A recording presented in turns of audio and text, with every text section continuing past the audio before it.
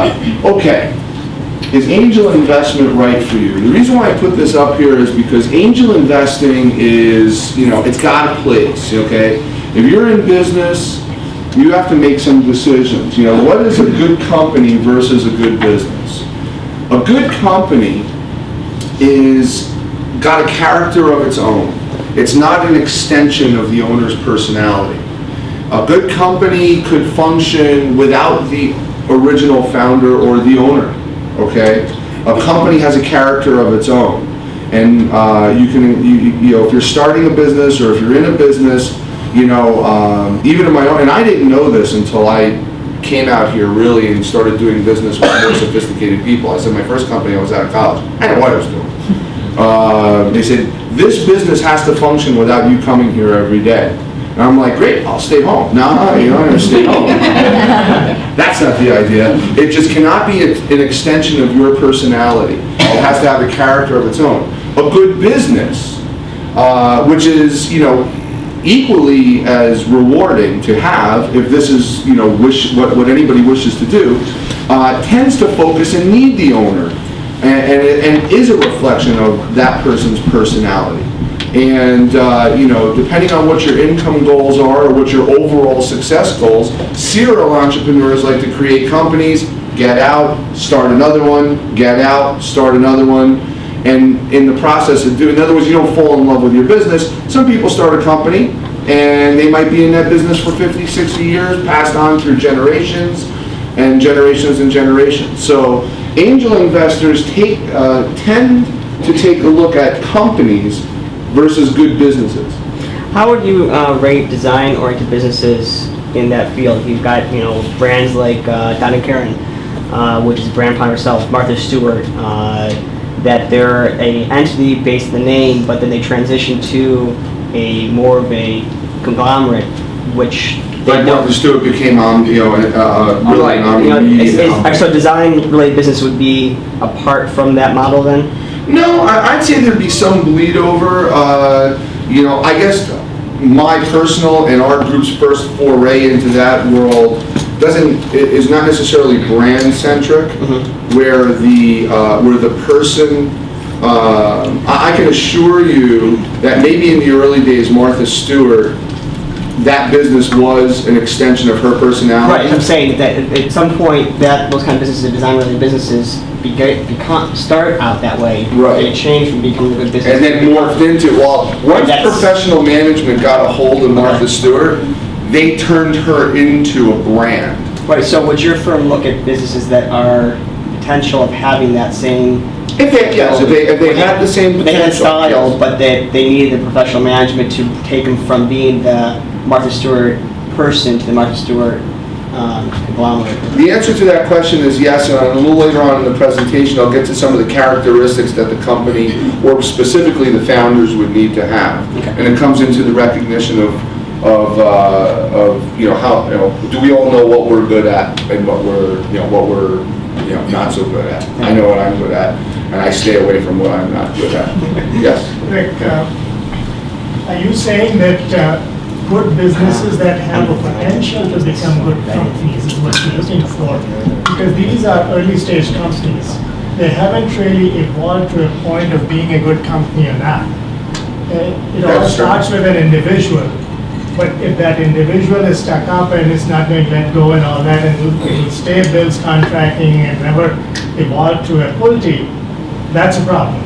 Yes, that's very well said. It really boils down to what is the end goal of the business or the proprietor. Right. If the proprietor or the founder wants to maintain a good business, then that's what they should do, is stay a good business.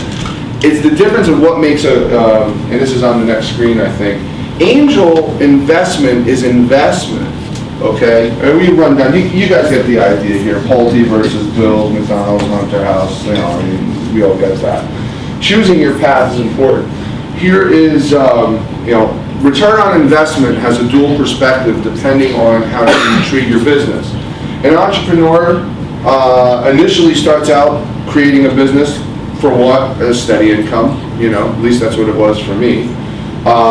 Could be longevity, I don't think anybody starts a company that hasn't gone through the entrepreneurial cycle of exiting a company, thinking that I'm going to be out of this business in 3 years. They start thinking they're going to be in it forever. And probably the biggest reason is I want to be my own boss. I want to, divorce myself of having to execute the whim of somebody else or someone else's idea. Angel investors tend to look for businesses that are scalable to multiples on investment. Angel investors are not there to become your partner in the business. They are there to make an investment. And the very nature of an investment is, if I'm going to put X amount of money here, I would like to see a 3 to 5 times return over a period of 3 to 5 years. And I'm going to mitigate my risk, okay, because I'm going to invest in more than one company. Angel investors don't invest in one deal. If you invest, that's like throwing all your, you throw all your money in one place and you sit and you call that guy every day or that girl every day and say, how we doing, how were sales last week? And that's not what you do. What you do is you take your capital and you spread it out over a number of different deals, and you realize going into it, while every business plan always has the same characteristic. They always have a hockey stick, and here's how our revenue is going to grow. We're not going to do anything until we get to year 4, and then it's going to blow through the roof. Every single presentation looks like that. The statistics speak differently. If it was that, if every business plan worked out, you know this when you're being pitched to, but a good or better or best angel investment is really sort of weeding through. Personally, I think it has to do with industry segment, and are you in a hot space or are you in a cold space, and what is your runway?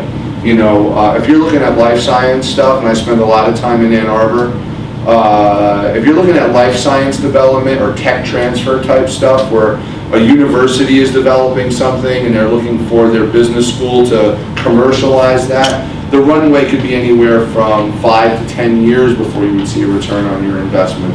That's why different types of capitalization work better in that environment.